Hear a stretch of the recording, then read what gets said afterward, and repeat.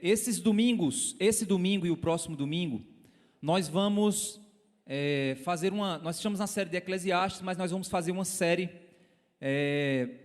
uma pequena série de dois domingos sobre o livro de Abacuque, exatamente para que a gente possa pensar. Eu fiz uma introdução breve do livro de Abacuque no momento de oração aqui junto com vocês, e senti então ao desejo de expor esse livro, em virtude do tempo que nós vivemos, do momento em que nós estamos.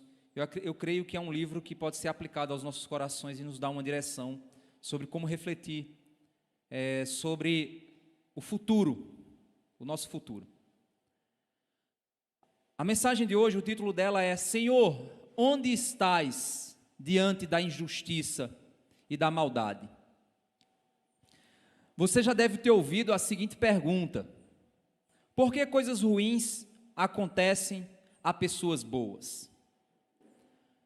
Esse pensamento, ele encontra um eco, muitas vezes, dentro das igrejas. Porque, naturalmente, nós pensamos naquela conhecida lei da semeadura. É aquela lei que nos ensina que o homem colhe o que planta. É bíblico.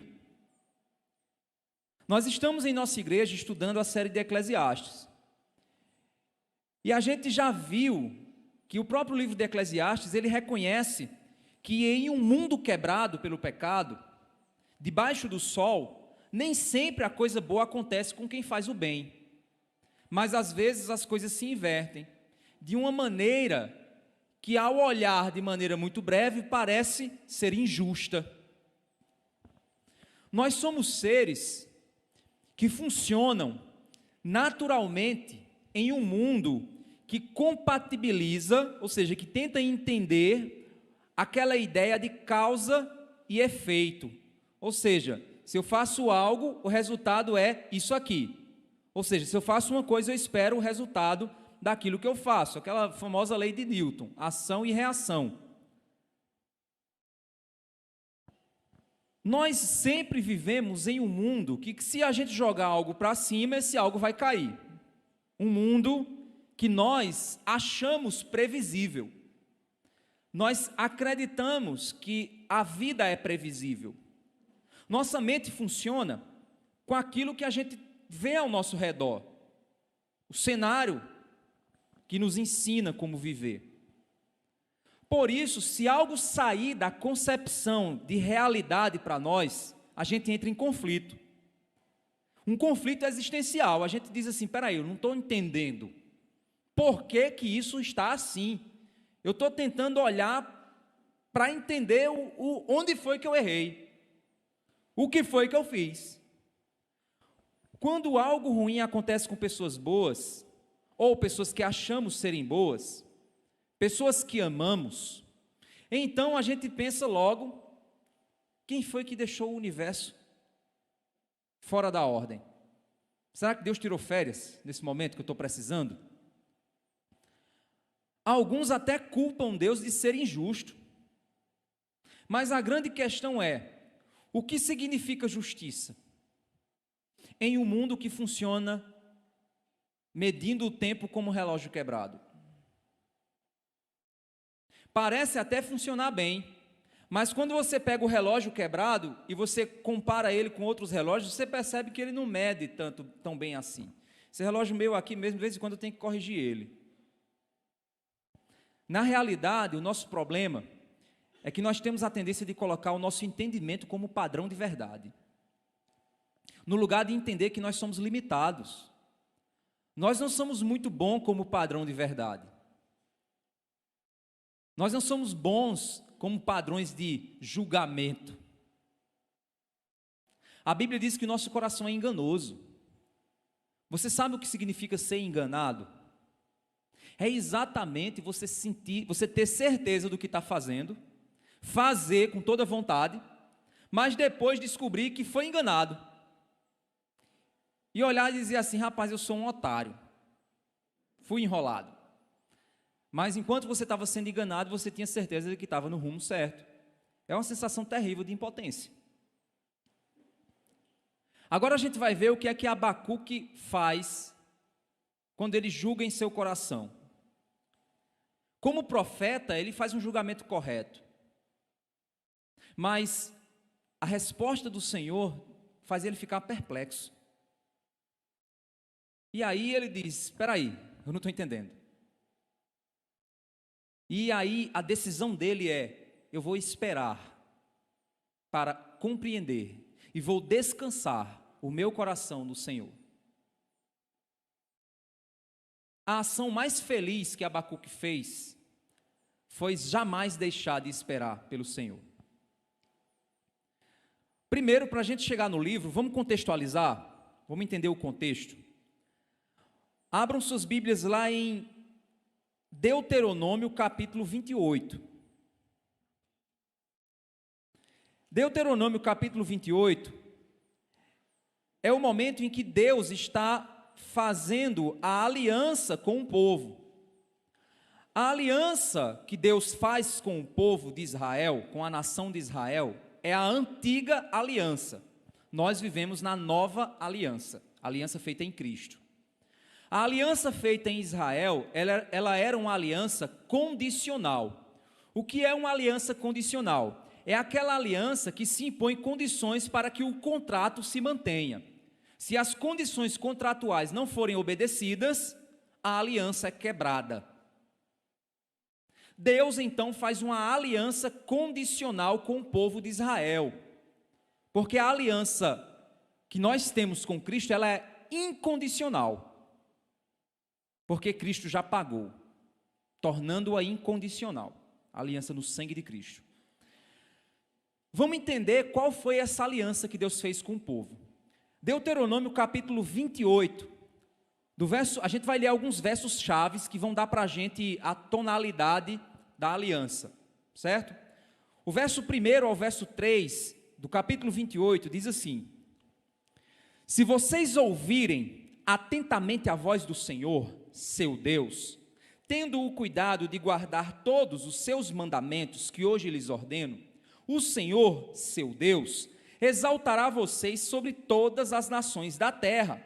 Se ouvirem a voz do Senhor, seu Deus, sobre vocês virão e os alcançarão todas essas bênçãos. Aí o verso 3 ele começa a dizer as bênçãos. Benditos serão vocês na cidade e benditos serão vocês no campo. E aí ele vai dizendo, benditos, benditos, benditos, ou seja, as bênçãos. No verso 7 ele diz: o Senhor fará com que os inimigos que se levantarem contra vocês sejam derrotados na presença de vocês. Eles virão contra vocês por um caminho, mas fugirão da presença de vocês por 7 caminhos. Vamos para o verso 9 e o verso 10.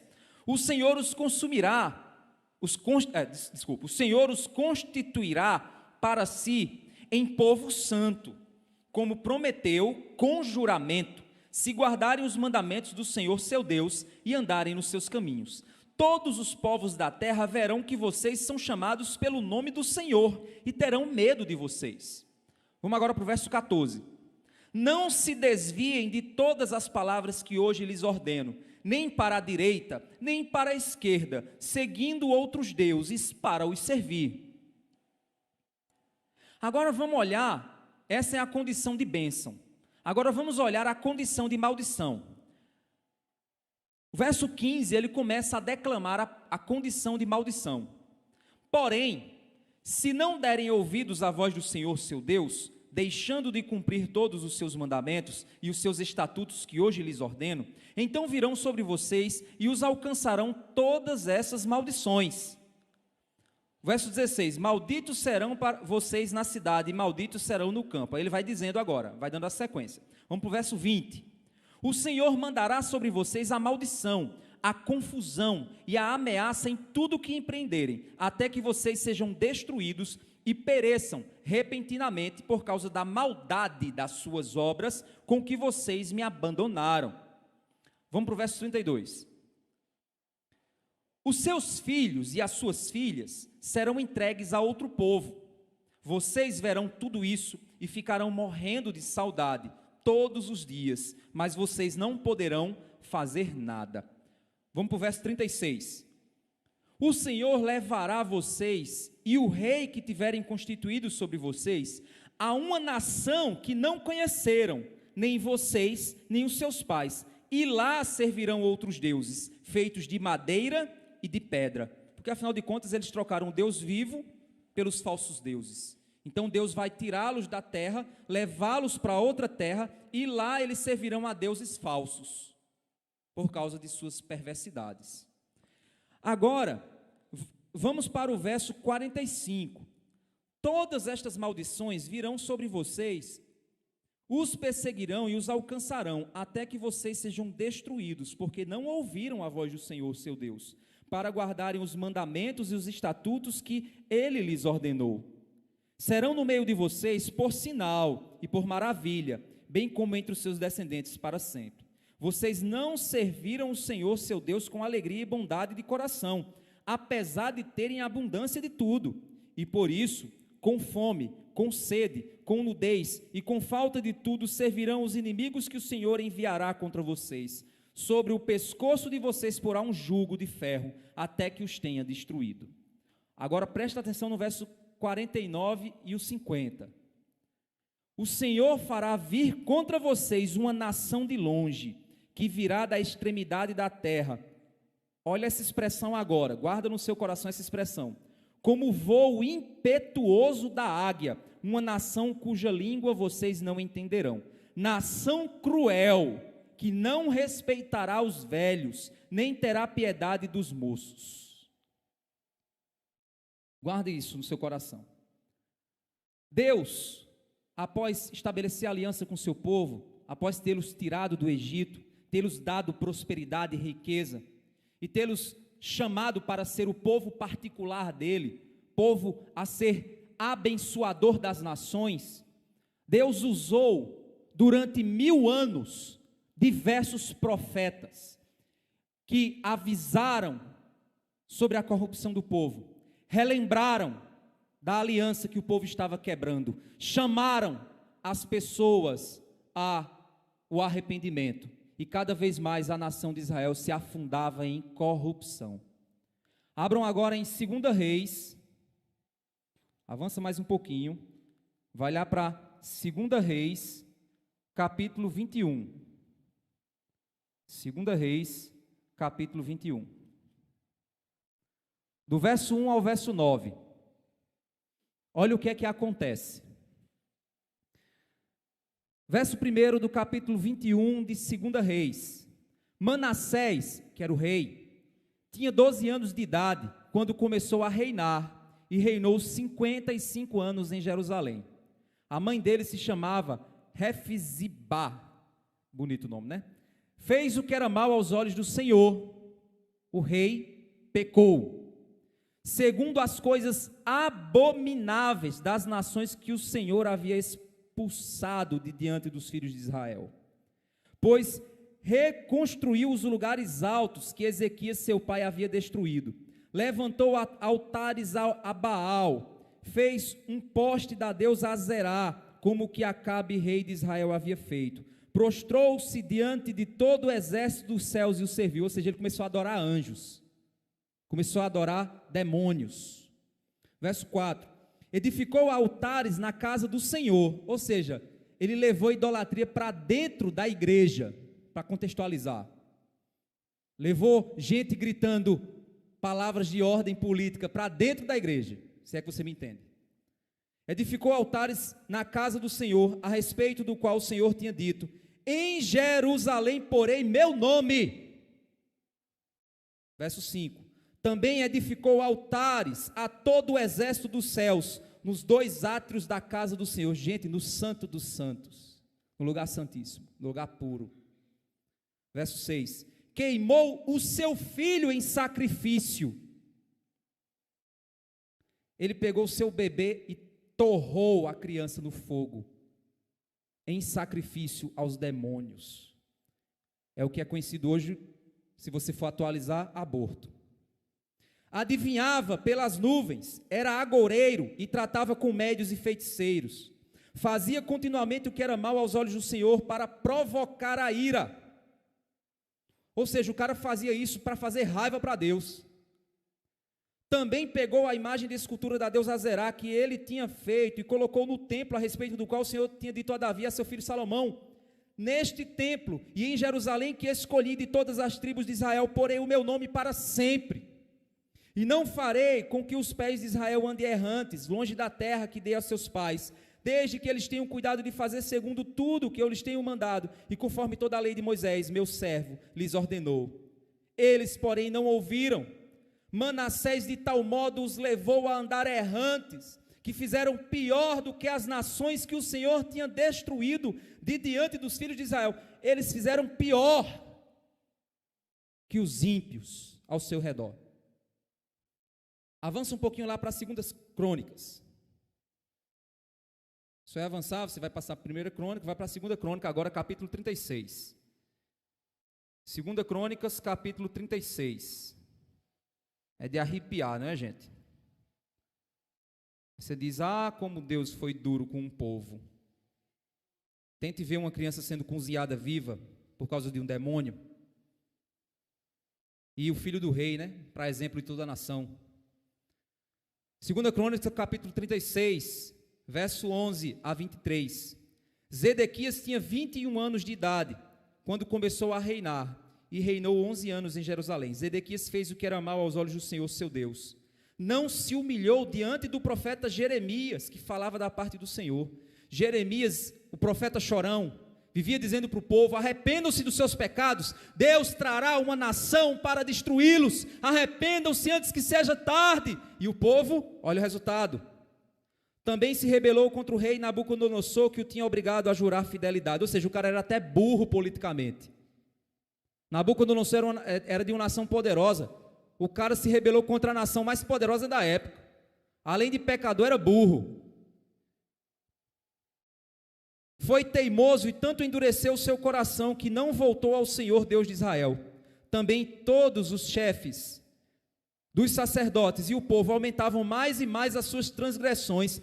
Os líderes, os juízes, os sacerdotes, os líderes religiosos aumentavam ainda mais sua corrupção, sua maldade, sua perversidade. O texto diz: segundo todas as abominações dos gentios, contaminaram o templo que o Senhor tinha santificado em Jerusalém. O Senhor Deus de seus pais sempre de novo falou-lhes por meio de seus mensageiros, porque teve compaixão do seu povo e da sua própria morada. Olha o verso 16. Mas eles zombaram dos mensageiros de Deus, desprezaram as palavras dele, debocharam dos seus profetas, até que a ira do Senhor veio sobre o seu povo, e não houve mais remédio. 1000 anos, gente. Verso 17. Por isso o Senhor trouxe contra eles o rei dos caldeus, que matou seus jovens à espada na casa do santuário deles. Não teve piedade nem dos jovens, nem das moças, nem dos adultos, nem dos velhos. Entregou todos nas mãos dos reis dos caldeus, todos os utensílios da casa de Deus, grandes e pequenos, os tesouros da casa do Senhor, os tesouros da casa do rei, dos seus príncipes, tudo ele levou para a Babilônia. Os caldeus queimaram a casa de Deus, derrubaram a muralha de Jerusalém, queimaram todos os seus palácios, destruindo também todos os seus objetos. Os que escaparam da espada, esses levou para a Babilônia, onde se tornaram escravos dele e de seus filhos, até o tempo do reino da Pérsia. 1000 anos antes, Deus havia dito: não se afastem de mim, porque a corrupção dominará a nação de vocês, e a maldade vai apenas se amplificar. E o povo não ouviu o Senhor, e a maldade se amplificou. É nesse cenário que Abacuque escreve. Agora vamos para Abacuque. Volta lá para Abacuque.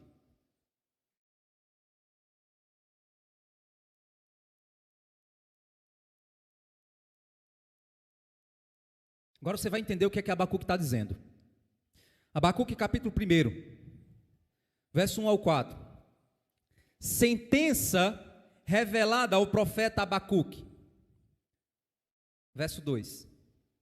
Até quando, Senhor, clamarei pedindo ajuda, e tu não me ouvirás? Até quando gritarei violência, e tu não salvarás? Por que me fazes ver a iniquidade? Por que toleras a opressão? Pois a destruição e a violência estão diante de mim. Há litígios e surgem discórdias. Por isso, a lei se afrouxa, a justiça nunca se manifesta, porque os ímpios cercam os justos, e assim a justiça é torcida. Abacuque está clamando ao Senhor por justiça divina. E é interessante que o que Abacuque está falando aqui é sobre seu próprio povo. Abacuque está no meio de uma nação extremamente corrupta, extremamente desviada da verdade. Uma nação que valoriza o que Deus abomina e abomina o que Deus valoriza. Pessoas que vivem da corrupção e vivem para a corrupção. Sacerdotes que haviam se desviado de sua missão de pregar a verdade e vendiam as ofertas, vendiam os sacrifícios, vendiam a palavra de Deus. Um povo que apoiava os príncipes ímpios, os injustos, cometiam litígios, sacrificavam a seus filhos, matavam seus jovens, desprezavam seus velhos. Essa era a nação de Israel, nação corrupta, e como nós vimos, nação que praticava pecados piores do que as nações vizinhas. E Abacuque, profeta de Deus no meio do seu povo, enxergando tudo aquilo e conhecedor da verdade, conhecedor da palavra, tinha um coração que doía, e dizia: Deus, onde estás, que o Senhor não vê a injustiça do teu povo, a maldade dessa nação de Israel? Senhor, o Senhor não vê? Eu grito violência e não tem ninguém para acudir. É como hoje, alguém é espancado na rua e as pessoas puxam um celular para filmar. A maldade impera, e Abacuque viu isso.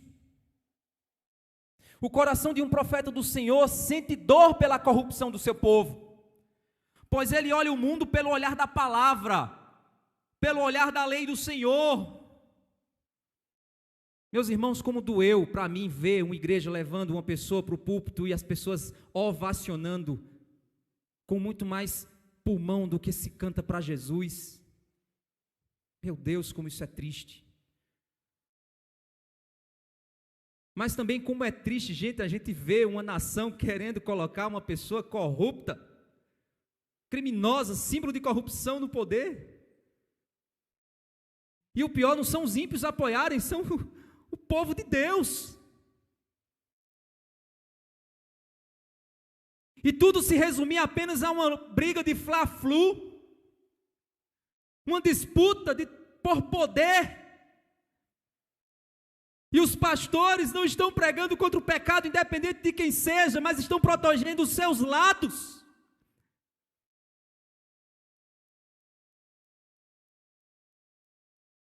Não estou falando de uma perspectiva humanista, emocionalista, mas uma perspectiva realista de um mundo que se levantou contra o seu Criador e põe mais esperança em homens, em sistemas, do que no Deus eterno. Por isso, deixa eu te perguntar, meu irmão, como é que está o teu coração diante do mundo que vivemos? É o coração de um profeta?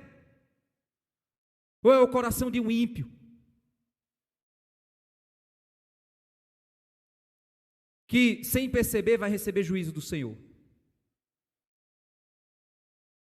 Porque é claro, meus irmãos, que trazendo para nós aqui, devemos votar conscientemente. É fato, como cristão. Mas se nós achamos que de um lado haverá juízo, do outro não haverá, nós estamos errados. Porque Deus derramará juízo sobre todas as nações, independente do presidente que esteja no poder. Porque no lugar de corrupção imoral, é corrupção idólatra, que também é pecado. Deus responde à oração de Abacuque, diante da impiedade. E é isso que pode impressionar muitos cristãos hoje. Não quero, aqui não estou profetizando, meu Deus, a mensagem agora vai... Aí, a mensagem, aí aquelas coisas de internet, né? A mensagem mais forte que eu já vi. Pelo amor de Deus, não, estou pregando para IBG. Meus irmãos, a resposta que Deus dá pode ser aquela que você não quer. E aí a pergunta é, se Deus te responder de uma maneira que você não quer, aonde, como irá se manter o teu coração? Olha a resposta do Senhor, verso 5. Deus responde: olhem entre as nações e vejam, fiquem maravilhados e admirados, porque no tempo de vocês eu realizo obra tal que vocês não acreditarão se alguém lhes contar. Pois eu, Deus dizendo, trago os caldeus, nação cruel e impetuosa, que marcham pela largura da terra para apoderar-se de moradas que não são suas. Eles são pavorosos e terríveis, fazem as suas próprias leis, impõem a sua dignidade. Os seus cavalos são mais ligeiros que os leopardos, mais ferozes que os lobos ao anoitecer. Os seus cavaleiros se espalham por toda parte. Sim, os seus cavaleiros chegam de longe, voam como águia. Lembra da palavra que eu falei para vocês? Voam como águia, que se precipita para devorar. Lembra que lá atrás, há 1000 anos antes, Deus disse: eu trarei uma nação cruel, se vocês não me ouvirem. Deus está fazendo exatamente o que havia dito 1000 anos antes, e passou 1000 anos avisando as pessoas: arrependam-se dos seus pecados. Mas Deus é mau, né? Tem muita gente que diz isso. Deus é injusto, né? Chega o pastorzinho para você e diz assim: meu irmão, mude de vida, não faça isso não, meu irmão, vai pesar a mão de Deus sobre você. E o cara não ouve, o cara quebra a cara, e depois quem sai por... Como ele não pode matar Deus, ele fica com raiva do pastor. Boca de praga. Não é bem assim, que é a opinião dele. Mas a palavra avisa, Deus avisa: mude de vida, o pecado não fará prosperar ninguém, nem nada, ele é destruidor, o pecado é um câncer. Verso 9 diz: eles todos vêm para fazer violência, estão determinadas a seguir em frente, reúnem os cativos como se ajunta areia, zombam dos reis, os príncipes são motivo de riso para eles, riem de todas as fortalezas, porque amontoando terra as conquistam, então passam como passa o vento e seguem adiante. Agora tem um detalhe, no final da resposta de Deus, a parte B do verso 11, tornam-se culpados estes, cujo Deus é a própria força. Deus disse: eu levanto essa nação e trago para juízo sobre o meu povo, nação cruel que destruirá o meu povo, disciplinará o meu povo, uma nação arrogante, humilhará o meu povo, blasfemará contra o meu nome, mas eles são culpados, porque eles não fazem isso porque confiam em mim, eles fazem isso porque confiam na própria força. Eles são idólatras, eles são cruéis, e eu vou usar eles para disciplinar o meu povo. Meus irmãos, Deus continua guiando a história. Seus propósitos são maiores do que os nossos. Sua matemática é superior à nossa. Nós apenas somamos e subtraímos. Deus faz muito mais. Isaías capítulo 55, do verso 7 ao verso 11, diz assim: deixe o ímpio o seu caminho, e o homem maligno os seus pensamentos.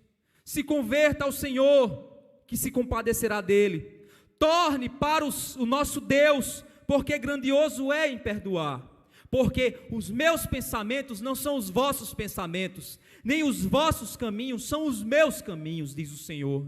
Porque assim como os céus são mais altos do que a terra, assim são os meus caminhos mais altos do que os vossos caminhos, os meus pensamentos mais altos do que os vossos pensamentos. Porque assim como desce a chuva e a neve dos céus e para lá não tornam, mas regam a terra e fazem produzir e brotar, e dar semente ao semeador e pão ao que come, assim será a minha palavra que sair da minha boca.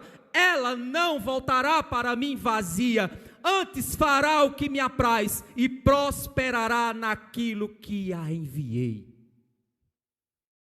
Você não quer ouvir a palavra do Senhor e viver conforme a palavra? Prepare-se, pois essa palavra não volta vazia. Se é juízo de Deus sobre o teu casamento, ele virá, porque você não obedece a palavra. Se é o peso da mão de Deus sobre a criação dos teus filhos, virá, porque você não cumpre a palavra. Sobre o teu trabalho, porque você é um corrupto, virá, porque você não ouve a voz do Senhor.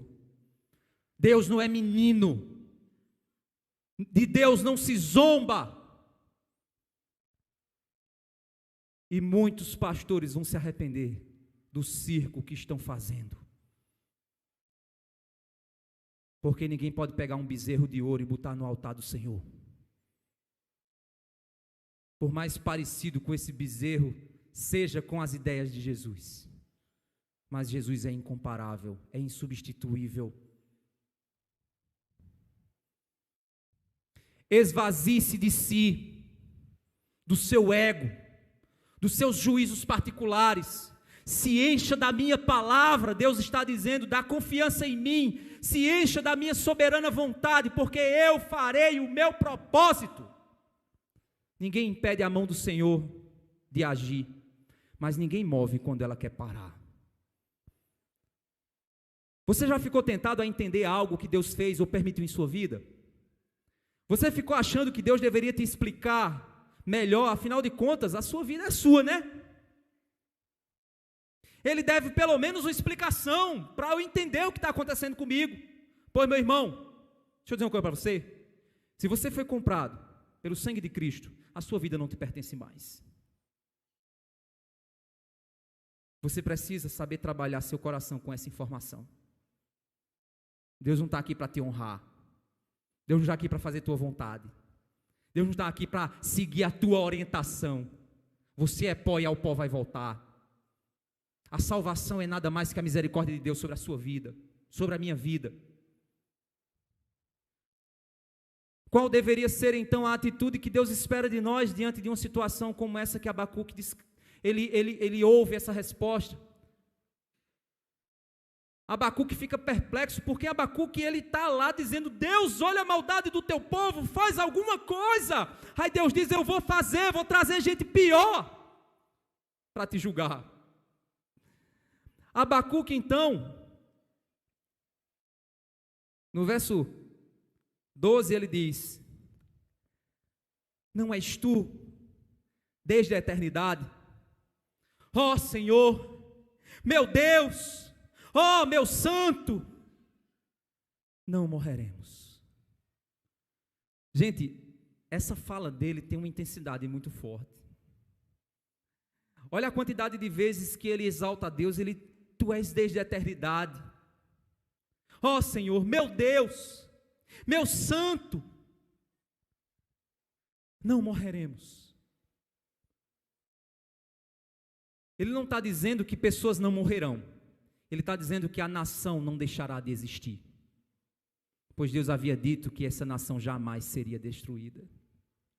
Olha para o holocausto, olha para as guerras, olha hoje Israel sendo cercada por nações, bombardeada o tempo inteiro, mas ainda existe aquele povo, porque Deus disse que eles não seriam consumidos. A promessa de Deus é que eles seriam restaurados, apesar da dureza dos seus corações, apesar de que eles também crucificaram o Senhor que foi enviado para eles, mas eles continuam debaixo da promessa feita a Abraão. feita a Isaac, feita a Jacó, feita a Davi.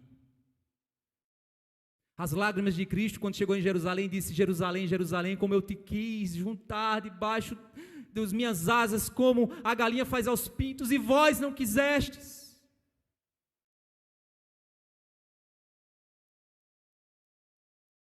Abacuque, apesar de ficar perplexo, ele diz: meu Deus, virá destruição sobre o povo, virá dor, virá algo terrível, algo difícil de entender, difícil de aceitar, mas não morreremos. As promessas do Senhor, meus irmãos, são as âncoras que nós precisamos lançar no mar bravio da nossa vida. Quando a tribulação se levanta, você precisa se apegar em algumas âncoras, que no final do texto eu vou te mostrar. Não morreremos, isso eu tenho certeza. Vai doer, mas não seremos destruídos. E aí ele continua dizendo: ó Senhor, puseste aquele povo para executar juízo, tu, ó rocha, o estabelecestes para servir de disciplina. Tu és tão puro de olhos que não pode suportar o mal, nem tolerar a opressão. Por que então toleras os traidores e te calas quando os perversos devoram aqueles que são mais justos do que eles? É como se nessa hora Abacuque dissesse: está certo, Deus, o meu povo é ímpio, mas eles são mais. Não faz sentido, Senhor, não faz sentido. Como é que o Senhor vai usar algo pior para repreender algo como o teu povo? Deus, eu não entendo. A minha teologia bugou. A minha teologia entrou em conflito. Deus, eu não consigo entender. Tu deixasse de ser santo, tu deixasse de ser justo. Por que toleras isso? Não faz sentido. Um profeta dizendo isso. Porque tratas as pessoas como se fossem peixes do mar, como se fossem animais que rastejam, que não tem quem os governe. O inimigo pesca todos com um anzol, apanha-os na sua rede, ajunta-os na sua rede de arrastão. Então ele se alegra e fica contente. Por isso, ele oferece a sua rede sacrifício. Ele está dizendo: Senhor, essa nação ímpia é arrogante, e ela usa a força que tem para destruir, e depois se alegra com seus deuses falsos, sendo que é o Senhor que está permitindo que eles vençam, mas eles não te honram, Senhor, e mesmo assim o Senhor permite. Não estou entendendo. Deus, eu não estou entendendo.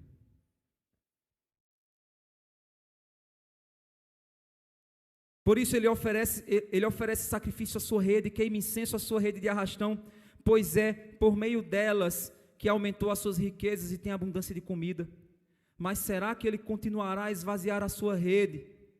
Será que continuará a matar os povos sem dó nem piedade?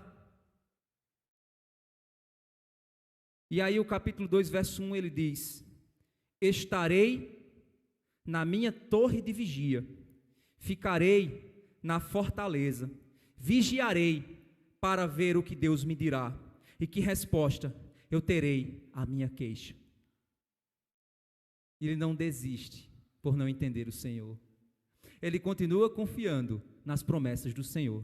Ele continua confiando na bondade do Senhor. Ele continua confiando que o Senhor é santo, mas ele não consegue entender por que, Senhor, isso está acontecendo. Mas eu ficarei na torre de vigia, na minha casa de oração, no meu quarto de clamor, esperando a tua resposta, Senhor, porque eu quero entender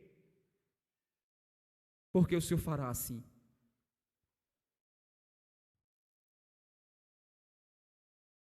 O profeta aguarda perplexo a explicação do Senhor, diante do anúncio do seu juízo, que julgará a impiedade do seu povo, por meio de uma nação ainda mais ímpia do que eles. Meus irmãos,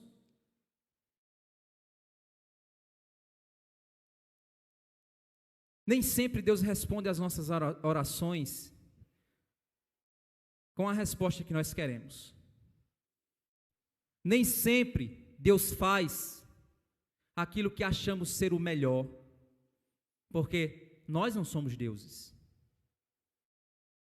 É nessas horas, meu irmão, que Deus nos responde de maneira diferente daquilo que imaginamos, que a nossa mente mortal, limitada, não entende. O universo que conhecemos é destruído diante dos nossos olhos. A matemática que nós fazíamos não funciona mais. É na hora da tempestade da vida que nós não sabemos se vamos sobreviver. É nessas horas que nós precisamos lançar as âncoras da nossa fé, as verdades inabaláveis do nosso Deus. A primeira verdade que eu quero que você lance no seu coração é compreender que Deus é soberano. A quantidade de cabelos da sua cabeça estão contados, e Deus sabe exatamente a vida de cada um de nós. Ele chama cada estrela pelo nome. Ele põe os mares na palma de suas mãos. Ele conhece os mistérios mais profundos do universo e também os pensamentos mais profundos do teu coração. Ele ouve as orações de mais de 7 bilhões de pessoas e ao mesmo tempo Ele ouve a tua oração como se estivesse apenas com você no quarto. Deus é soberano. Ele continua reinando e está cumprindo exatamente o seu propósito. Essa é a primeira âncora que a gente não pode deixar de lançar.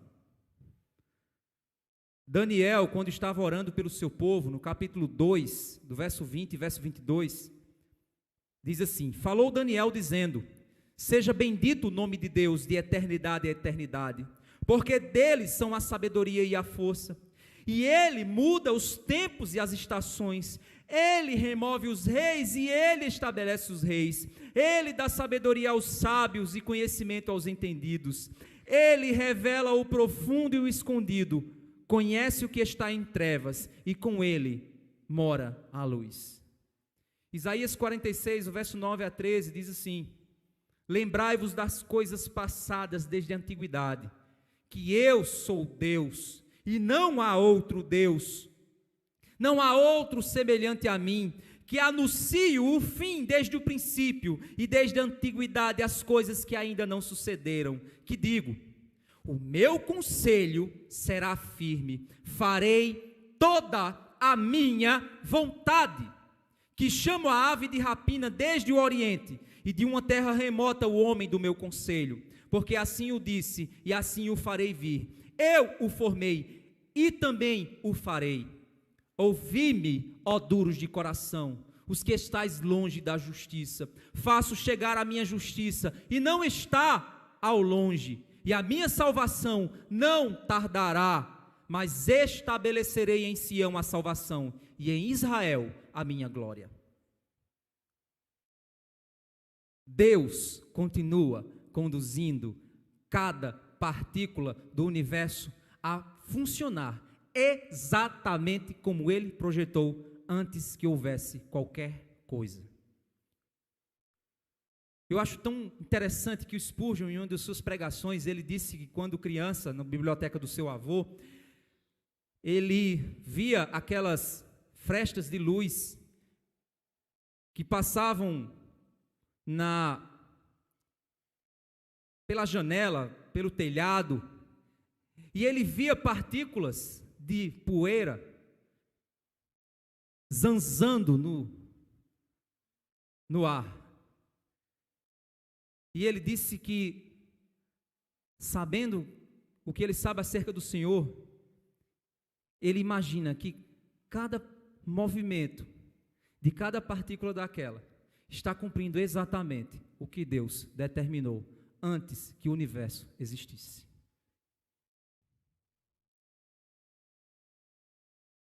John Piper, ele diz no seu livro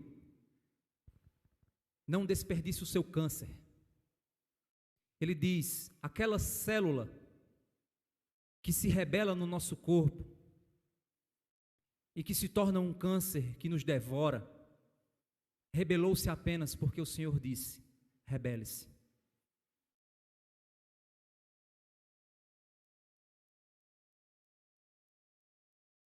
A segunda âncora que nós precisamos lançar nas horas da aflição é entender que Deus não nos deve nenhuma explicação do que Ele está fazendo.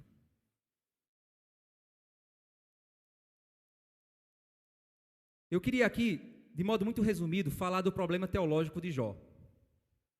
Jó, homem justo, reto, temente a Deus, que se desviava do mal, não sabia do diálogo existente entre Satanás e Deus, do qual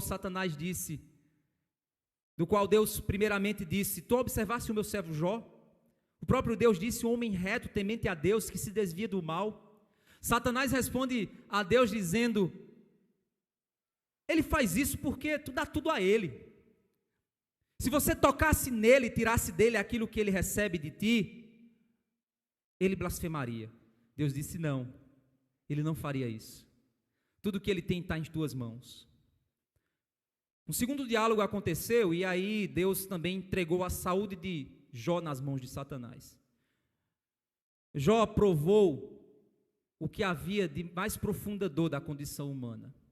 Mas o que mais doía no coração de Jó não era a dor de raspar suas feridas com caco de telha, mas era o silêncio de Deus diante de seu clamor e de sua oração.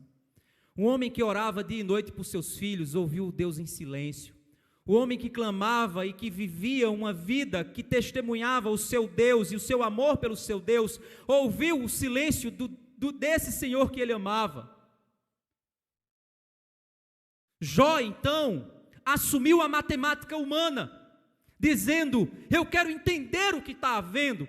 É claro que eu fiz alguma coisa, eu só posso ter feito algo, mas ele não conseguia a resposta, ele não conseguia entender. Chegou ao ponto que ele tentou entender e ao não conseguir, ele chegou em uma única conclusão no final de tudo: o problema foi eu ter nascido. O problema foi eu ter nascido. Se eu tivesse sido um aborto, isso não aconteceria. O meu erro foi nascer. Só pode ter sido isso. Ele se culpava pelo seu nascimento. Ele amaldiçoou o dia em que sua mãe o pôs em seus braços. Ele amaldiçoou o peito que deu a ele de mamar. Ele amaldiçoou a existência dele, porque disse: só pode fazer sentido uma coisa: a minha existência foi um erro. Meus irmãos, Deus então se movimenta e fala. Deus rompe o silêncio e diz a Jó: Jó, onde você estava quando eu lancei os fundamentos da terra? Onde você estava quando eu tracei os circuitos dos ventos? Onde você estava quando eu fiz separação entre os mares? Onde você estava quando eu fiz as estrelas? Onde você estava quando eu desenhei a história? Eu preciso de conselheiro, Jó. O que Deus estava dizendo é: Jó, se eu te explicar o meu pensamento, você não vai entender. Você não é igual a mim, Jó. Os meus pensamentos não são seus pensamentos, Jó. Jó, ao tentar entender os meus caminhos, Jó, será impossível para você. Como você ousa achar que você vai compreender a mente do Senhor? A resposta de Jó a tudo isso foi: eu me arrependo no pó e na cinza.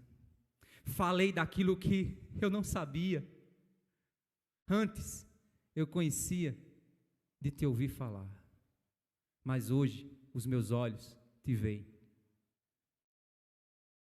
Jó conheceu o Senhor de uma forma que jamais nenhum ser humano havia conhecido. Jó amou o Senhor de uma forma que ele jamais tinha amado. Jó agradeceu ao Senhor de uma forma que ele jamais tinha agradecido, orou ao Senhor de uma forma que ele jamais tinha orado. Jó teve um up teológico que poucos conseguem ter. Meu irmão, Deus não tem a obrigação de te explicar o que Ele está fazendo. Mas saiba que você pode passar por situações que antes você ouvia falar do Senhor, mas Ele fará os teus olhos vê-lo, por meio das circunstâncias. Essa é a segunda âncora que você precisa lançar. Deus conduz a sua vida, e Ele sabe o que está fazendo. Não é necessário Ele te explicar. Ele não tem a obrigação de explicar. Apenas confia na bondade dEle. E a terceira âncora que eu quero que você lance, ela na realidade são 3 verdades para nós, cristãos, que vivemos hoje na era da igreja. A primeira verdade é que todas as coisas cooperam para o nosso bem. Romanos 8, 27 a 28 diz assim: e aquele que examina os corações sabe qual é a intenção do Espírito, e é Ele que, segundo Deus, intercede pelos santos. E sabemos que todas as coisas contribuem juntamente para o bem daqueles que amam a Deus, daqueles que são chamados segundo o seu propósito. Deus tem um propósito que está realizando nessa nação. Deus tem um propósito que está realizando nesse estado. Deus tem um propósito que está realizando nessa cidade. Deus tem um propósito a realizar nessa igreja. E Deus tem um propósito a realizar na sua vida, na sua família e onde você estiver. E esse propósito, Ele vai realizá-lo completamente. E no fim de tudo, você vai olhar para trás e vai dizer: todas as coisas cooperaram para o meu bem. E isso me faz adorar o meu Deus. Não é assim quando você olha hoje para trás? Quando você olha agora para trás, não é assim que você vê? Por que aqui para frente vai ser diferente? Deus muda? Deus mudou? O sangue de Cristo perdeu o valor? O sangue de Cristo agora já não tem mais poder? Não, meu irmão. Isso é Satanás que está te dizendo isso. Isso é mentira. A segunda âncora: lançar sobre o Senhor as nossas ansiedades, pois Ele tem cuidado de nós. 1 Pedro capítulo 5, versos 6 a 9 diz assim: humilhai-vos, pois, debaixo da potente mão de Deus, para que a seu tempo vos exalte, lançando sobre Ele toda a vossa ansiedade. Por quê? Porque Ele tem cuidado de vós. Sede sóbrios, vigiai, porque o diabo, o vosso adversário, anda em derredor, bramando como leão, buscando a quem possa tragar, ao qual resisti firmes na fé, sabendo que as mesmas aflições se cumprem entre os vossos irmãos no mundo todo. E a terceira âncora para nós, Igreja de Cristo, é que nós devemos guardar a nossa mente daquilo que contamina e encher do Espírito da paz do Senhor. Filipenses capítulo 4, versos 5 e 9 é um conselho. Meu irmão, pegue essa miséria e jogue longe de você. Para de ficar olhando as notícias no celular. Para de ficar tentando entender a direção da política internacional. Para de ficar tentando ver pesquisa de Ibope, de não sei o que lá. Para de ficar tentando prever o futuro, pois o futuro não te pertence. O futuro não pertence a nenhum especialista, nenhum repórter, nenhum data isso, data aquilo, nenhum Ibope, nada. O futuro está nas mãos do Senhor. E encher a tua mente disso é encher a mente de lixo, que nada fará senão perturbar a tua alma, adoecer teu coração e te fazer perder a sobriedade e deixar de testemunhar o Evangelho que nos equilibra. Filipenses capítulo 4, versos 5 a 9 diz: seja a vossa equidade, ou o vosso equilíbrio, a vossa moderação, notória a todos os homens, perto está o Senhor, Ele não está longe de nós.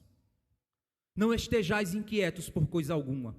Antes, as vossas petições sejam em tudo conhecidas diante de Deus pela oração e súplica com ações de graças. Ou seja, ore e suplique com o coração grato, pois o Deus que fez é o Deus que faz e é o Deus que continuará fazendo. E a paz de Deus, que excede todo o entendimento, guardará, porá uma guarda em vossos corações e vossos pensamentos em Cristo Jesus. Quanto ao mais, irmãos, tudo que é verdadeiro, tudo que é honesto, tudo que é justo, tudo que é puro, tudo que é amável, tudo que é de boa fama, se há alguma virtude, se há algum louvor, nisso pensai. O que também aprendestes, recebestes, ouvistes e vistes em mim, isso fazei, e o Deus de paz será convosco. O Deus da paz estará com vocês. Você quer ter o Deus da paz com você, meu irmão? Lance as âncoras que vão guardar a tua alma, o teu coração e a tua mente, entendendo que a história pertence ao Senhor, entendendo que Deus não é obrigado a te explicar o que Ele está fazendo, que você precisa entender que todas as coisas cooperam para o nosso bem, que nós devemos lançar as nossas ansiedades, pois Ele cuida de nós, que nós devemos manter a nossa mente distante daquilo que Satanás quer para tirar a nossa paz. Esse é o nosso Deus. E por isso o que eu quero te fazer agora é te convidar, mesmo que você não entenda o que está acontecendo, é você se colocar na torre de vigia do teu coração e esperar a resposta do Senhor. E com a graça de Deus, eu não tenho como pregar o livro de Abacuque inteiro, mas eu quero deixar claro para você que semana que vem você vai receber uma resposta maravilhosa do Senhor. Se você quiser, leia Abacuque depois na sua casa. Porque Abacuque ele vai dizer, ainda que a figueira não floresça, não haja fruto na videira, eu me alegrarei no Senhor, meu Salvador. E você vai entender porque é que ele diz isso. E você vai entender que você já recebeu o motivo dessa adoração. Você já recebeu o motivo da adoração, de dizer, ainda que tudo dê errado, eu me alegro em Deus.